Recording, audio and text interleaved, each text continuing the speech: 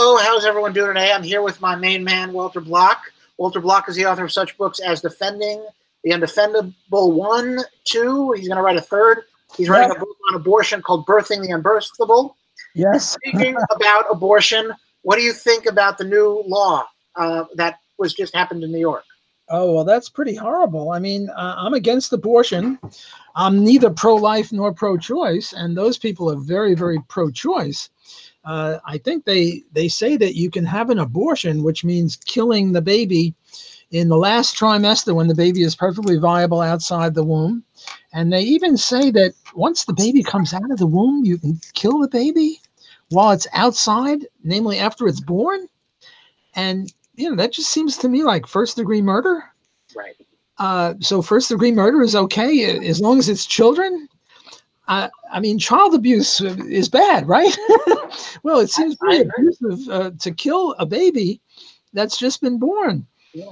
I mean, they've lost leave of their senses. I can't imagine that even most pro-choice, well, I guess I'm wrong. I was going to say most pro-choices would draw the line. Once the baby is born, you don't kill the baby. But, you know, in New York State, I guess they're different.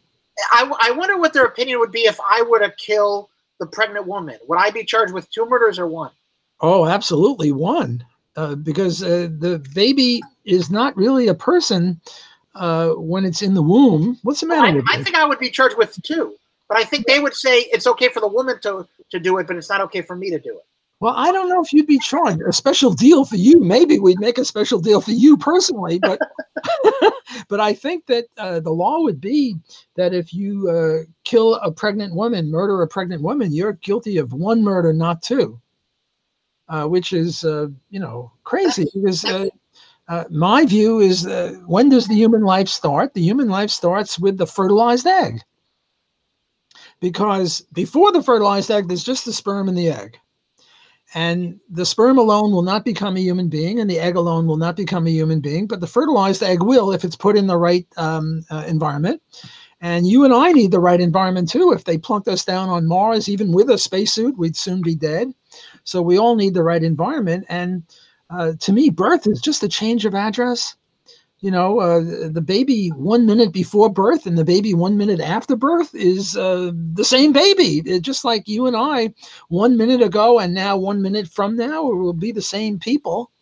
And that applies to the baby too. So I bitterly oppose abortion, but also I'm not pro-life because I think that the mother has a right to evict the baby because the unwanted baby in the womb, the unwanted fetus, is a trespasser. And it's easy to see in the case of rape. A woman's walking down the street, she gets grabbed, she gets raped, she gets impregnated, and now there's a person growing inside of her. And that person is not welcome. The person is innocent. The baby who is a product of rape is innocent, but it's an innocent trespasser. Suppose that I drugged you, and then I put you on somebody's boat. Now, you're innocent. You didn't want to be a trespasser on the boat, but the point is that you're now there. And if they decide to dump you overboard because they have every right to do it because you're a trespasser, who's the murderer? It's not them. It's me. I'm the murderer because I put you there. So the rapist is a very bad person. The rapist is evil, but the child is not. And once the child is in the 3rd trimester, the baby is viable outside the womb, and the mother, if she doesn't want the baby, she should evict it, but not kill the baby. And that could work practically.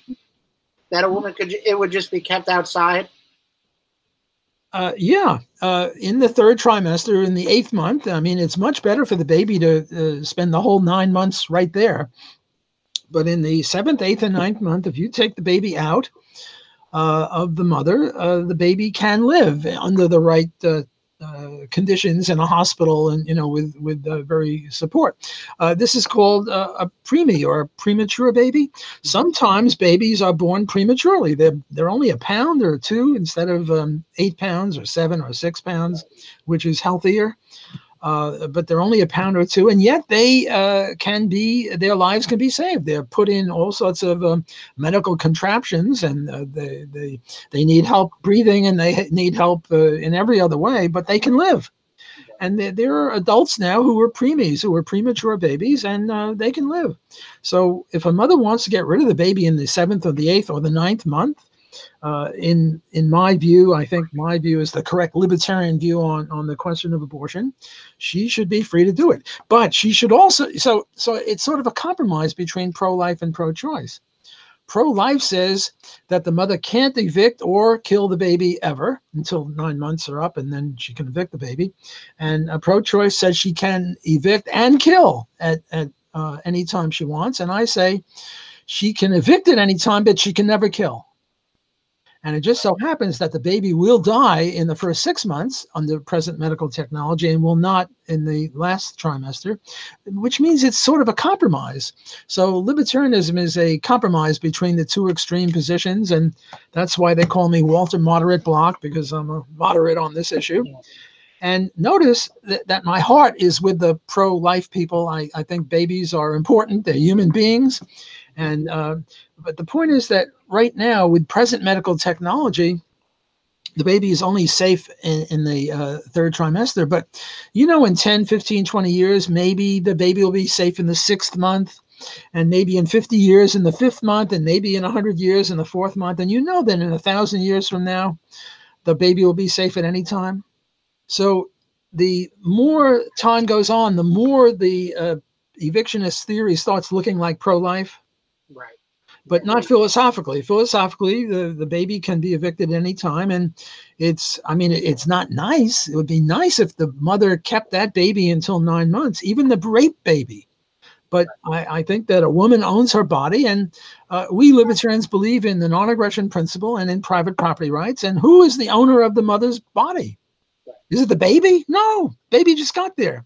According to the Lockean theory of homesteading, the first one that interacts or mixes his labor, or her labor in this case, with the property in question, namely the woman's body, what's the woman? She's, let's say, 30 years old, and she beat that baby by 30 years to her womb. And yet some people say, well, the baby really is the owner, or some thing like that, and that's not true. Right. Yeah, I think I agree with you. I think you converted me. Oh, good. But now let's talk about something that I disagree with you on. How dare you? You said something once, justice though the heaven falls. And my view is justice so the heaven doesn't fall. Meaning, I believe that the non-aggression principle, or justice, however you define it, isn't a commandment from God. It doesn't fall for the sky. It has a purpose, and the purpose is human flourishing. Anything that's bad for human flourishing is evil. Anything that's good for human flourishing is moral.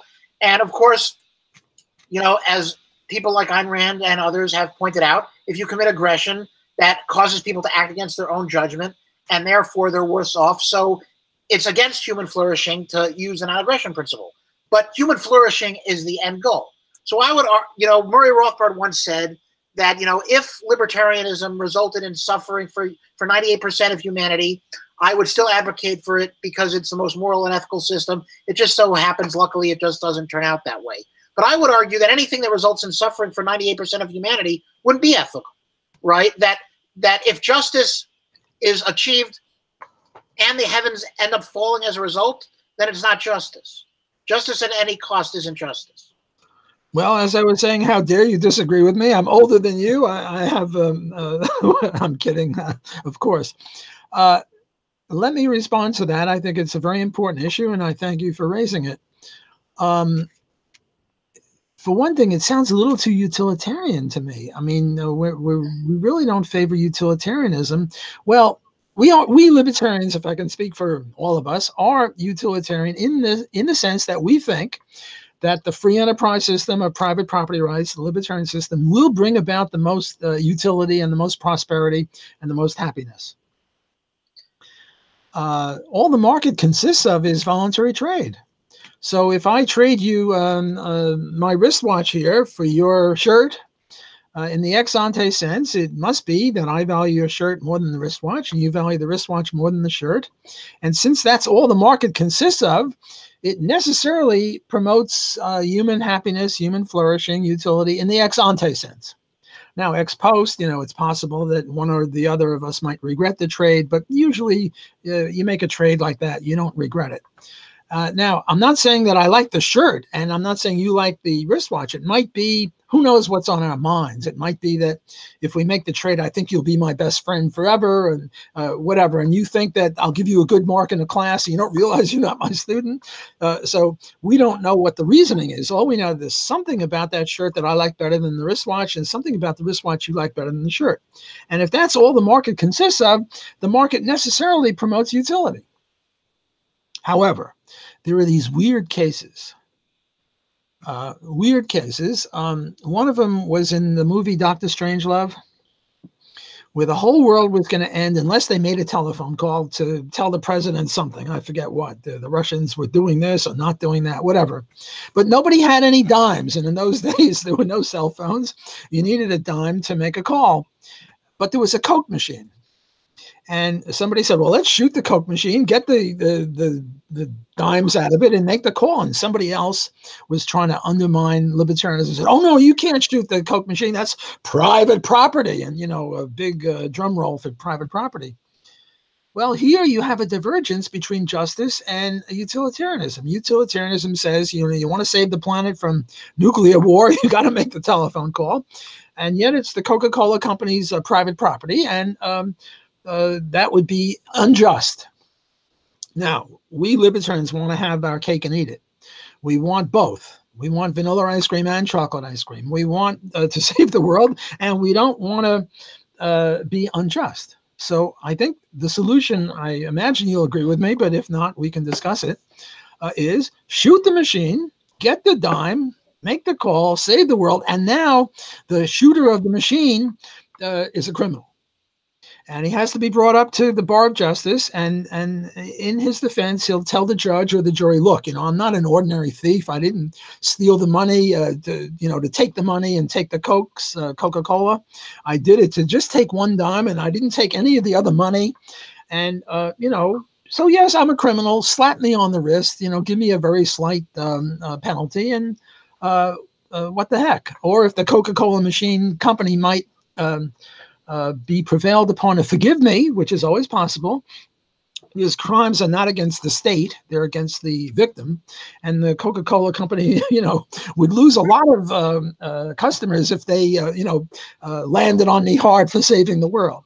So I think you're right that utilitarianism and libertarianism are 99.9% correlated. It's only in these weird cases, and we can concoct all sorts of Coca-Cola machine cases where the two diverge. And when the two diverge, we want both. We want justice, though the heavens fall, and we don't want the heavens to fall. But that's not justice so the heavens fall. Justice so the heavens fall would be don't violate property rights no matter what. But no, in order to prevent the heavens from falling, we're shooting that Coke machine. So I think that's violating property rights so the heavens don't fall. That's violating the property rights of the Coke machine owner in order the world not to get destroyed. Right. Okay. I stand corrected. Justice and the heavens will not fall. Well, that's what I'm saying. So, for example, Brian Kaplan wrote this article, which I love, called Tough Luck. And in it, he says, a lot of statists say, well, what if this bad thing happens under anarchy? What if this bad thing happens under anarchy? Ignoring the fact that a lot of these bad things can occur and often do occur under statism as well. And eventually, you just have to say tough luck.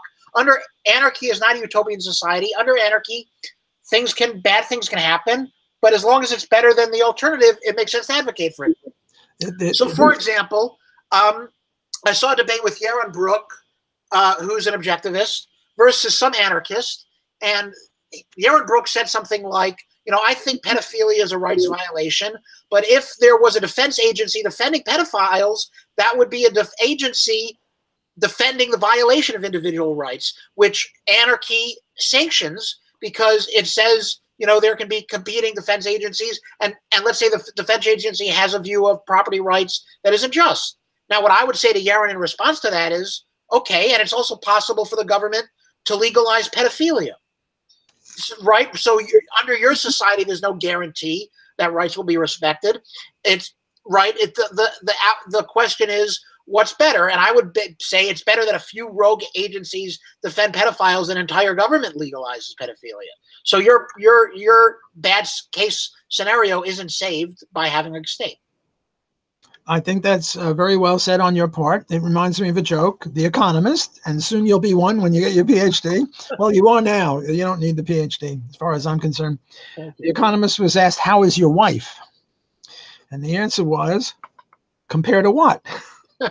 You have to compare it to something. Otherwise, like, for example, I favored Donald Trump in the last election. Compare to Hillary. Not compare to Ron Paul, but compare to Hillary. So I think you're absolutely right about this renegade, weirdo private defense agency. Yes, there'll be some weirdos that would defend that, and I think that probably they'd be put out of business very quickly, except for the fact of these weird cases of which I'm very fond. So, for example, I'm a very poor man, and I have a child of 4 years old. And we're going to starve, but you're a very rich man and you're a pedophile and you're willing to pay me $10,000, which will save my son's life. And I have now a choice. My son dies or he gets sexually abused by you. Yeah, I would say in that case, you have to give your son up to adoption. Well, you're getting out of the example. The only choice is either he dies or he gets defiled. Well, in my view, as the guardian of him, the key to a guardian is keep the baby alive. Later on, we can get psychiatric help or whatever, whereas if the baby dies, that's case over. So I would say that it would be libertarian to engage in, to allow you to engage in child abuse, a pornographic movie with a baby, which is pretty despicable. And I hope that somebody doesn't take this out of context and say, well, Block favors child pornography or child abuse or whatever. I'm coming up with a weirdo case where the two diverge. And what I'm saying... That reminds me of a case, sorry to interrupt, but that reminds me of a case where I was talking to a libertarian friend of mine, and he said, let's say parents only create kids so they could star in pornographic films. Isn't it better that the kids are alive than not alive? Yep, better that they're alive. And but on the other hand, if the reason I'm letting my son do pornographic films is to save his life. If someone else, you dirty rat, your child was born just so that he could be in pornographic films, and there's no question of starving him, you're relatively wealthy, I would say that the state or the private defense agency should take the baby away from you because you are engaging in child abuse. All right. Look, suppose, some parents put cigarette butts out on the stomachs of their kids, right, which is about as despicable as you can imagine. And I would say, in addition to being a crime, and they should go to jail for that, they lose their guardianship rights because the key to being a guardian is to guard. Right, but why wouldn't you say it's a better alternative to say if you can't afford your child and the only alternative is for him to engage in pornographic films, then give your child up for adoption so doesn't have to make it. You're not forced into that choice. Of course, what you're saying is true, but I'm trying to rule that out. I'm trying to limit you to the two options, neither death or dishonor. Okay. Obviously, it's much better to give the child up for adoption. Who could disagree with that? But I'm saying, suppose there's no one else around who wants to adopt, or in other words, work with me here. Work with me on a case that you don't like. All right. Which I don't like either. It's sort of like chewing razor blades. Who wants to, have a baby dead or a baby defiled? Well, neither one is good. But, there was this case of not Rosemary's Baby. Whose baby was it? Sophie's Choice. Sophie's Choice. That's it. Rosemary's Baby was a devil or something like that. Great film. Well, Sophie was made by the evil Nazis or some evil person. This child or that child. Well, the answer is not let them both die. The answer is just pick one at random and keep them alive. And now it's not a good choice. And you can't say, well, Sophie is evil because she let one of her babies die. It wasn't her fault. It was the Nazis' fault. So in this case, when I'm poor and I have a child and the only choice is death or dishonor, I choose dishonor. Because I think that the role of the guardian is to guard, and the first thing you guard of the baby is not the baby's honor, it's his life. Right. So with that qualification, I certainly agree with you about child abuse. Right.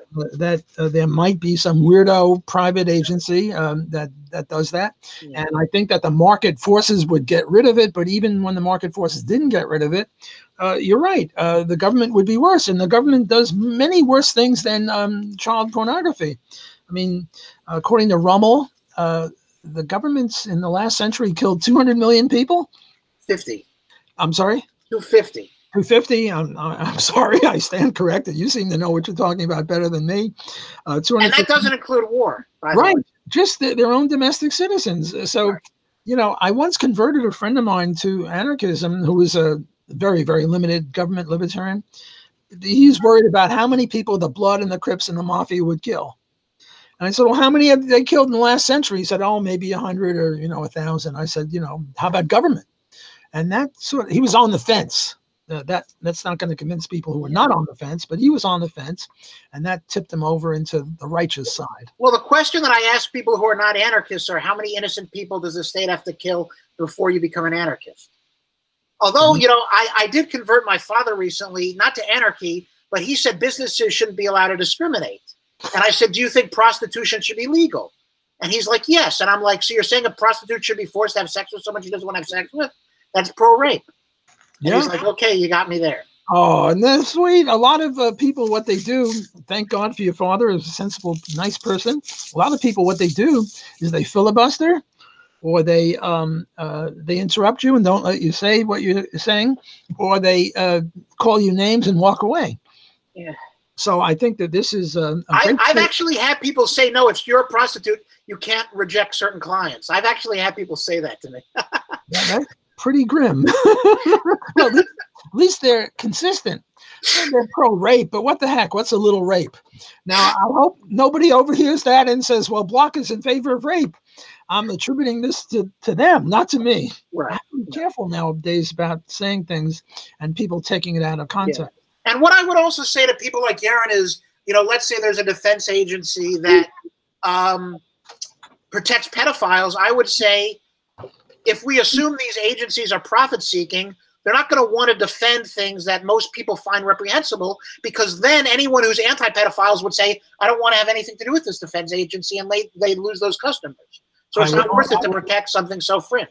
I would only modify what you said. Instead of reprehensible, stupendously reprehensible, but I'm sure you'll agree with me on that. Right. It's the same reason politicians wouldn't support pedophiles, because it's political suicide. Absolutely.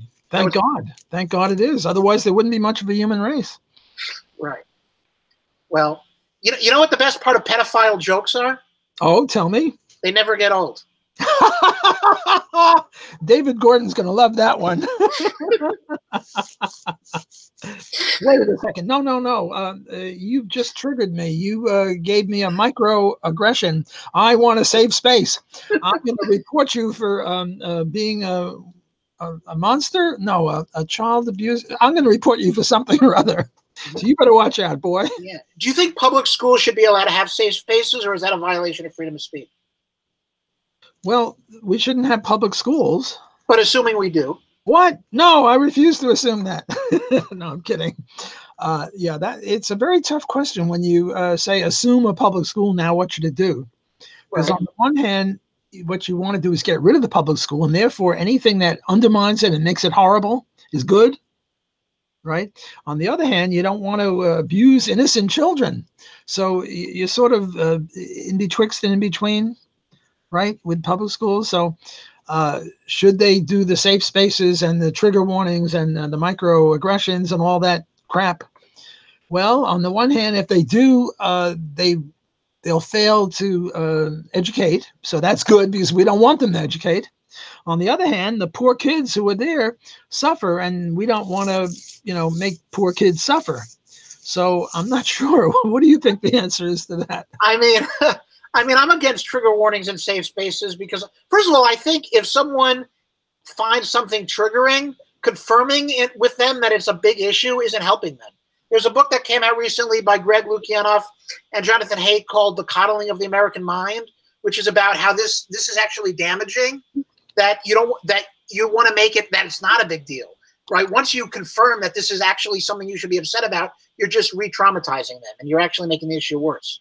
Oh, I agree that this is a horrible thing. But on the other hand, as libertarians, we want horrible things for public sector so that they'll go away. Well, that's like saying the only teachers that should be in public school are pedophiles, so that way no one sends their kids. Okay, well, that's the logical conclusion. In my book, Defending the Undefendable, I call for littering on public parks and public streets and highways and whatever. And not that I favor litter. I mean, litter is, disgusting. It's garbage. But on the other hand, we want to undermine the public sector to the degree that we can get away with it. And therefore, that's why I'm torn in betwixt and in between. I mean, I see what Haidt and Lukianoff say, and I'm a big fan of FIRE, who are doing yeoman work on college campuses. On the other hand, we libertarians, I think, have an obligation to at least think about undermining the public sector. And the way to undermine the public sector is to have bad things happen. Right. So we're sort of, it's a complicated issue for libertarians. Yeah. I was surprised because at George Mason, they somewhat disagreed with me where I said, if I went to the library at George Mason, I don't think I have to return the book because it's a public school. Right? No one owns that. No one, I can homestead. I think you have a right to homestead a cop car. I have a right to homestead that book. Absolutely. I probably will return it because it's in my self-interest and I don't want to get in trouble. But in terms of rights, I don't think I'm stealing from anyone. I agree with you. Those George Mason people are a bunch of wusses and sissies. It's okay to steal from thieves. I think. No. It's not okay to steal from thieves. You can't steal from thieves. You can only liberate from thieves. You're right. You can only steal from an honest person. You're right. But if B steals from A, and A is the rightful owner, C, who comes along and takes stuff from B, can't steal it from B, but he can liberate it from B. Right. I stand corrected. He gave it back to A, but that's another issue. I stand corrected. Okay. So do you like people like Ocasio-Cortez who say idiotic things and I think help make the case for liberty? Because one of the things that I've said, and I don't know what your opinion is I consider Republicans worse than the Democrats because they pretend that they're for liberty. Where I view Democrats as wolves in wolves' clothing and Republicans as wolves in sheep's clothing, where the Democrats don't pretend to care about individual rights. They don't pretend to care about free markets. And at least they're an honest enemy, whereas the Republicans pretend to care for a constrained state and pretend to care for free markets and individual rights, but they don't really. And I think an open and honest enemy is better than a fake friend. You're such an extremist. I'm Walter Moderate Block. I hate each one worse than the other. I'm an equal opportunity hater. I hate them all equally. Yes, the Republicans are slightly better on economics than the Democrats. The Democrats are slightly better on personal liberties, like legalizing, prostitution, pornography, drugs. And they're both very, very bad on foreign policy. And to my mind, I hate to commit the diamonds water paradox fallacy, but I think that foreign policy is more important than the other two put together because foreign policy sort of determines what happens in the other two areas. Right. So I supported Donald vis-a-vis Hillary because in 2015, Donald was running on a peace platform. I can get along with the Russians. We shouldn't be in Syria. Let's get out of Afghanistan. He was pretty good, whereas Hillary was just a warmonger. On the other hand, Bernie and now Tulsi Gabbard, I think I'm pronouncing her name right, they're pretty good on foreign policy. I mean, they're very bad on economics. What the heck? They're Democrats. What do you expect? But on foreign policy, they're not so bad. And Donald isn't so bad. I mean, he has instincts. He wanted to get out of Syria. It's true. He's not doing it. And he wanted to be friends with Putin.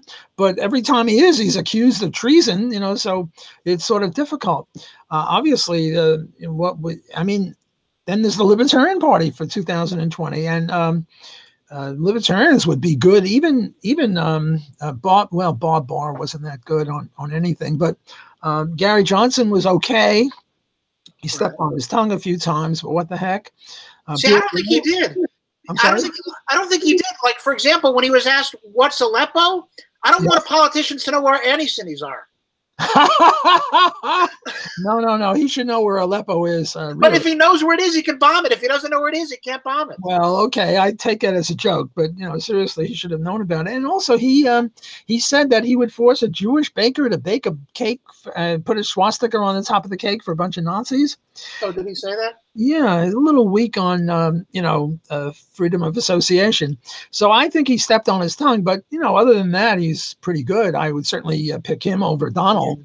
I remember when Ron Paul was running, and Tom Woods said, you don't want Ron Paul to become president, because if he did, any time something bad would happen, libertarians would be blamed. So it's good that he's running and getting the word out there, but you don't actually want a libertarian to be president, because it'll be painful for a few years until we reach a free society. And during the painful period, people will blame it on freedom. And you don't want that. What do you think about that? I don't think Tom was really serious about that, because the first thing that Ron Paul would have done is pull out all the troops from everywhere and plunk them back in the United States. And that would have saved tens of thousands of lives, of innocent lives. So, when you talk about prosperity and, the human condition, I think right off the bat, Ron Paul would save massive numbers of lives. And he would certainly oppose that craziness in New York State about, abortion, right? So, yes, anytime anything went bad, they would blame Ron Paul, true. But what the heck? If Ron Paul were president, heck, I'd be in Washington. I'd be one of his advisors. He'd probably tell me, get rid of the farm program or something like that and come back in a week or less, and then I'll give you something else to get rid of. So I think Ron Paul is president. And, there is Rand Paul. Yeah.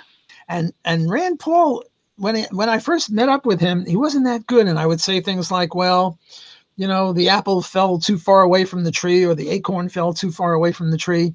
But in the last year or two, he's been getting better and better and better. And I don't know, people, maybe mainly libertarians, are saying that, Donald Trump might get rid of Pence for the vice presidency and pick Rand Paul. And if Rand Paul would pick for vice president and he might become president in 4 years after that. So I don't know. I certainly would favor Rand Paul. I mean, Rand Paul is probably the most libertarian senator ever, with the possible exception of Borah, Borah, who was pretty good from Utah. But nowadays, certainly he's the most libertarian in the Senate. We have a few good people in the Congress, but he's head and shoulders over anyone in the Senate. And, God bless Rand Paul. Mm-hmm. No, I agree. I remember when Ron Paul was running, and one of my libertarian friends, someone said to him, why can't you compromise? Why do you have to pick such an extremist like Ron Paul? And my friend said, what he doesn't realize is that Ron Paul is the compromise. Ron Paul is the compromise? Yeah, we don't want anyone. Oh, I see. Okay, true. Ron Paul. See, we're moderates. We favor the Ron Paul. We're moderates here. We're all moderates now. Yes, I see what your point is. It's interesting. Is Ron Paul an anarchist, and was Ludwig von Mises an anarchist? We don't have to ask about Murray Rothbard, nor do we have to ask about Friedman and Hayek. They weren't, and Murray was. But it's interesting. With regard to Mises. Mises said a few things that were not anarchistic. Like he said government operas, and he talked about the military. Right. On the other hand, he favored secession down to the individual level. That is just another way of saying you're an anarchist. Yes, precisely. So I think Mises was a little conflicted, or maybe. But he also said it's not practical to have secession down. Well, of course it's not practical. We're not interested in that. We concede it's not practical. But the ideal, namely, was Mises an anarchist in the ideal sense? Was that his goal? And when you're quite right and quite perspicacious to see that. That secession down to the individual level is equivalent to anarchism. I believe in voluntary slavery. I say to people, you should treat government like your penis. Don't show it off in public or stuff it down your child's throat.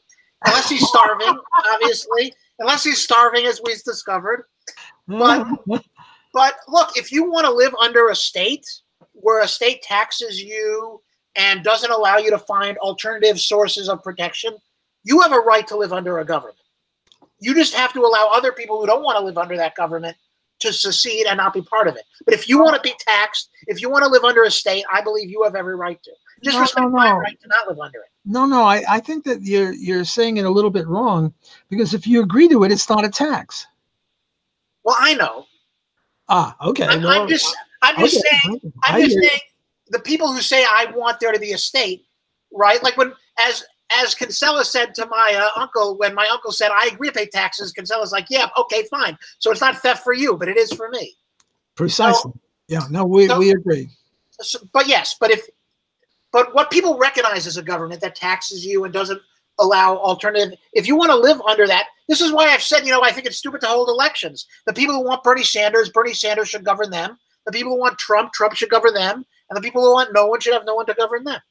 I agree, but that's not bloody likely. So we have to pick. Remember the joke? How is your wife compared to what? I think we're either going to get Donald if he runs again, or whoever the Democrats nominate. And right now, well, I don't know. Because Bernie is pretty good on foreign policy, as is Tulsi Gabbard, and a plank of those two. Even though I'd have to hold my nose over their socialism. Donald isn't that great, and I don't care about the fact that he's a boor, Right. B-O-O-R. But the thing is, as Frederick Bastiat observed, when goods don't cross borders, soldiers will. So even though I think Bernie Sanders might say he's good on foreign policy, I think his socialistic platforms will lead to war anyway.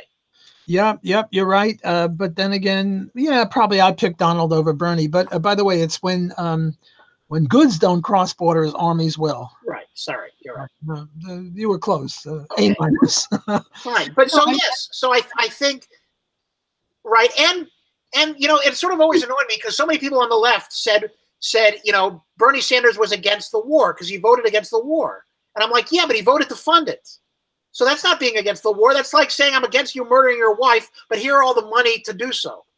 No, Bernie is not as good as he could be. But I tell you this, of all the Democratic candidates, probably I favor Bernie and Tulsi because they would be the most anti-war of all the Democrats. But I think you've convinced me that Donald is our man for 2020 if it's Bernie or Tulsi, because socialism does lead to war. And even though his heart is not, he's not a warmonger at heart, his economics would lead him into it. So I agree with you. Right. Well, my goal wasn't to convince you for Donald either. Although one of the things that I do love about Donald is that he's removed the pedestal of the government. I remember, sometimes I post a lot of offensive things on Facebook. And my mother recently said to me, you'll never get a job based on all the offensive things you post. And I said, maybe not, but I can become president of the United States. So, one of the things, no one looks up to the president anymore. I think Donald Trump is the only president who we all can say, I'm more intelligent than he is. Yes. No, I think you're making a very good point. The disrespect for government is not to be underestimated. It's very important. Right. And this is, I think, one of the reasons Hillary would be worse, because the media is on her side. At least, and I agree with Trump that the media is the enemy of the people. Sure. And of course, the media doesn't like that, but they are. To me, they're just a part of the state. I don't know your views, but to me, they're a third arm of the state. Yeah. They're the fourth branch. They're the propaganda branch. Yeah. No, we agree. Well, that is most, not all, but there are the mainstream media. Yeah, absolutely. Mainstream media. So I think they're the enemy of the people. I mean, there'd be no Iraq war if it weren't for the media drumming it up. Yep.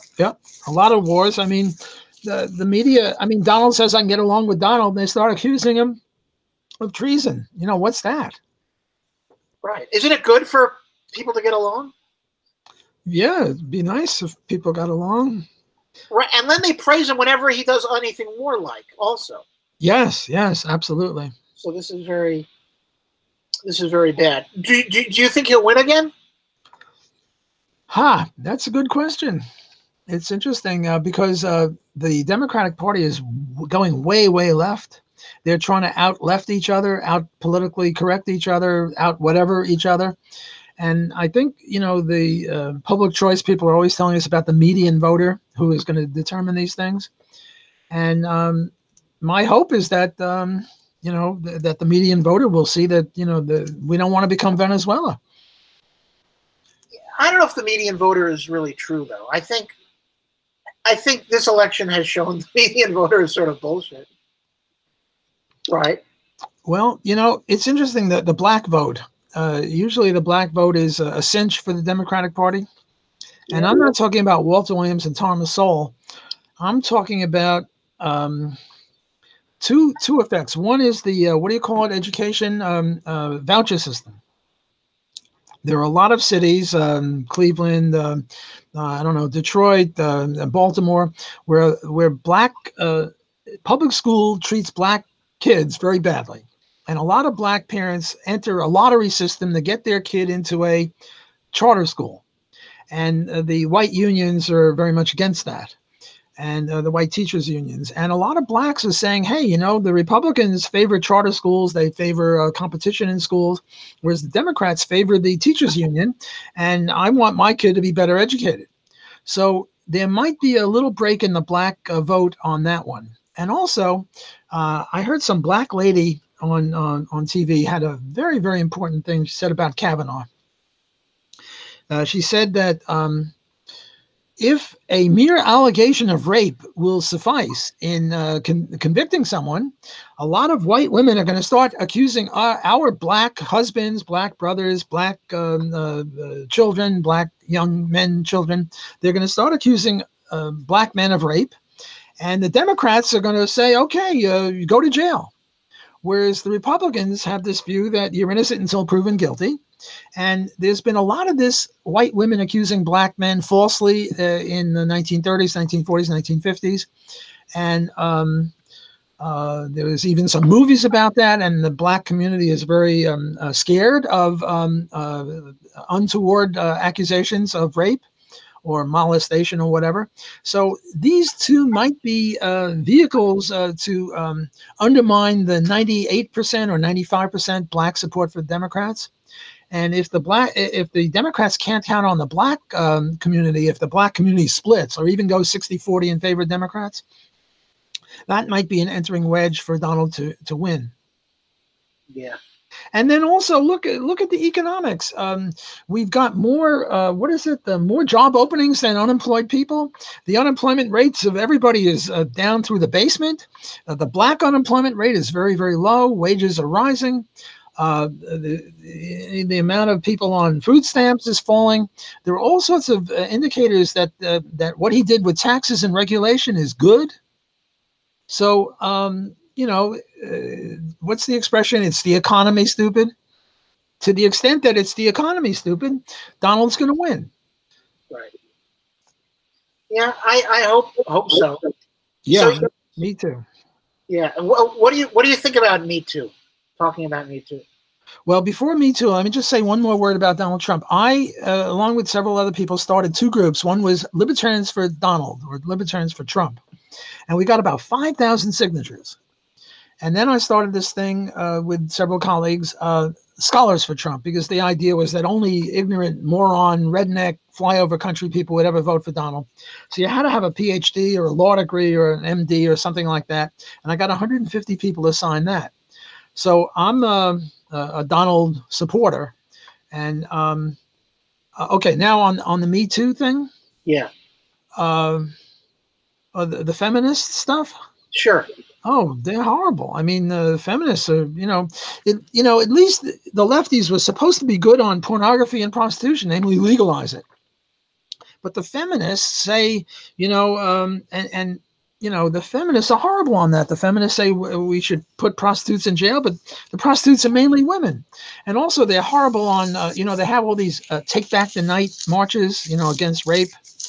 And the best way to stop rape is to have a girls' team on campus pistol shooting or rifle shooting. In the Olympics, in the Summer Olympics, they have pistol shooting with a gun. And in the Winter Olympics, they have this thing where you ski a little, you shoot a rifle, and then you ski some more. Well, if you had a girls' team on this stuff and it was well known, I'll bet you the rape rate would, disappear practically, because you'd never know if a girl, what she had in her pocketbook, was it a pistol or not. And but somehow the feminists, oh, no, we can't have that. This is horrible.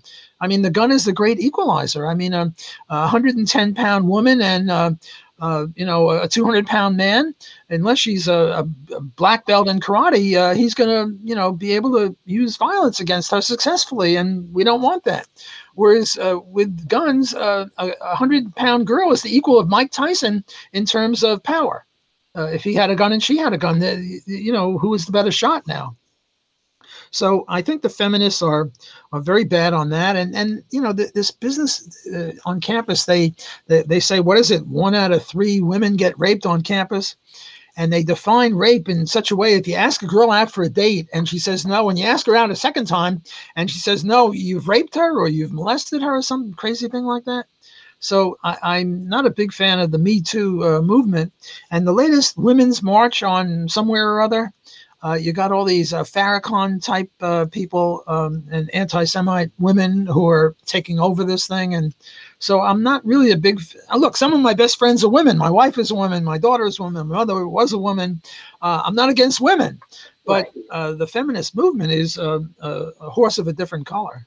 No, I agree. It's very destructive. And they redefine things. I remember I went out with this girl, and I was telling her a story about some guy who was afraid he was going to get fired, professor, because he wanted to make a distinction between voluntary action and coercion. And the example he gave was how practicing rape doesn't make you a better lover. And she said, yeah, he'd probably get fired for that, considering the rape rate is like 20%. And I said, well, it's not that high. And she's like, well, a lot of rape isn't reported. For example, I was raped, and I didn't tell it to the police, so I'm not in the official stats. And I didn't tell my family and friends because I didn't want them to think differently. Like basically just and a few other people know. And then she said something very disconcerting, which was, and I didn't consider it rape at the time. And I said to one of my friends, I'm a bit nervous about being in a relationship with her because she said she didn't consider rape at the time. And I don't want to be having sex with her and be like, am I raping you? And she's like, not at this time, maybe later. And one of my friends said, you have nothing to worry about. And I said, why do you say that? And he goes, because she told you when she gets raped, she doesn't report it to the police. She doesn't tell her family. She doesn't tell her friends. You're good. Yeah, but she could change her mind on that. Look, you go out with a girl and you go to bed with her and she agrees, and then you don't call her again, and she's ticked off at you, and now she accuses you of rape. I mean, that's horrible. Yeah. You know what you call it when you don't consider rape at the time? Consensual sex. Yes, absolutely. Unless it happened to you when you were a child. But if it happened to you when an adult, you have to consider rape at the time. Absolutely. I was talking to a feminist who said consent isn't enough. We need enthusiastic consent because sometimes a woman consents when she doesn't really want to. Well, how am I supposed to know when it's real or not? Yes. And there are all sorts of gray areas, like if she's half drunk or 3/4 drunk, is she really capable of giving consent? Those are important issues, but those are not the issues that the feminists agree on. I got into a little bit of a hassle with the president of my university, and the president of my university was a woman, even though it's a Jesuit university. She's the first non-Jesuit president. And we were at this compulsory sexual harassment convocation. We all had to sit there and listen. We shouldn't engage in rape or molestation against women. And what she said is that in criminal law, the criteria should be beyond a reasonable doubt. Because if you're convicted of something, you go to jail.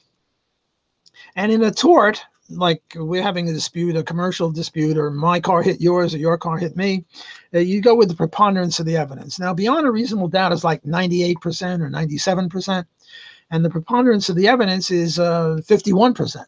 And what she said is that on campus, if a girl accuses a boy of sexual harassment, it should be beyond it should be the preponderance of the evidence, namely 51%. And what I said was, well, we ought to have an intermediate stage of, say, 75%, because it's true that you don't go to jail, but you get kicked out of school, and you get all sorts of you're a moral hazard. Well, not a moral hazard, but you're immoral. Whereas if you lose the commercial interaction, I say I delivered 100 cows to you. You say only 95 came and 5 were sick. It's a commercial disagreement. There's no moral problem involved in that. It's just a commercial dispute or a car accident kind of a thing. But with this, you get kicked out of school and your reputation is ruined. So I thought that you should have a little bit more. And then on campus, what's his name? Barack Obama wrote this Dear Colleague letter. And the idea is if you're accused of sexual molestation, you're not allowed to have a lawyer. And you're not allowed to cross-examine your witness. Well, these are some of the most basic elements of our Western judicial system, and this is very serious. Even on a what do you call it? A commercial interaction, you're allowed to have a lawyer, and here they don't allow a lawyer. They don't allow you to cross-examine the witness because maybe the witness will be unhappy or unsettled or something like that. So I think that the way the feminists have run the campus is just very unfortunate. Yeah, no, I agree. I mean, if they were really against women getting raped, they'd support the right to bear arms. Absolutely. Instead, they say ridiculous stuff like we have to teach men not to rape. Men know not to rape. Even rapists know not to rape. And in fact, if they forgot, they have someone telling them, stop raping me while I'm in the midst of raping. So it's called not giving a shit. Yeah, no, you're right. I would just modify it slightly. 98% of men know not to rape. And the other two probably don't know that you're not supposed to rape. They think, the woman's asking for it. And now you get into this case of the young men coming to Sweden and Germany. And have this view that if a woman is wearing a miniskirt or not a hador, she's asking for it and she deserves it and it's God's will or something like that. Well, those are the 2% that think rape is okay and it's a good punishment for wayward women. Right, but most men are against rape. Of course. I mean, look, just for selfish reasons, I hate when men mistreat women because then they're going to bring that back. Then the woman, if I date her, is going to bring that baggage and assume that I'm going to be the next act just like those assholes. Right, and it's so bad assholes reflect bad on me because a woman might collectivize all men based on her shitty experiences, and now she'll be cold and distant towards me because of what that assholes did. Yeah, the overgeneralization. Did you see the Gillette ad? Yes. Toxic masculinity. You're a straight white male. You're disgusting. You're toxic masculine. I mean, that was just horrible. Yeah, a friend of mine did one for female shavers that said, "Don't make false rape claims." The best of That's good. But there was another one, some wristwatch company, and did a very similar thing to Gillette. Only it would show a fireman carrying a little girl out of a fire, or a policeman stopping rape, or men building bridges and saying that men are not toxic masculine, but men are helping civilization. Dan, I sort of allotted 1 hour for this, and we're coming up to the end of the hour and got another 2-3 minutes. So one last conversation, one last question, one last... All right, well, I guess my one last question could be, why do you think Gillette did that ad, considering most of their customers are men? Well, I don't believe in market failure. But I do believe that sometimes entrepreneurs fail. And when they fail, they go broke. If you look at the Fortune 500 for the last 10, 20, 30 years or the last 4 or 5 decades, there's a constant turnover in the Fortune 500 or the Fortune 100. So I hope that Gillette will not be in the next Fortune 500 because that was really despicable of what they did. And I think it was an error. And they were just piling on. And, well, women do shave their legs, I guess. So maybe some feminists will buy their stuff. Yeah, but the feminists don't. That's right. They don't shave their legs. You're right. You got me there. I'm sorry. But the Gillette thing was really horrible. And I hope that men stop buying Gillette. There are other razors that they can get. You and I, beardos here, we don't have to worry about that stuff. But a lot of men shave. And I hope they pick another company other than Gillette. All right. Well, thank you for coming on. It's always a pleasure. Thanks for having me. I greatly enjoy it. And I look forward to the next installment. All right, sounds good. Send me the URL for this. Is it both audio and video? Yeah. I'll send it to you. Great, thanks. Take care. And that way we have a video that you support, pedophilia. Great. That was a joke. and good luck with your studies. All right, thank you. Take care. Take care.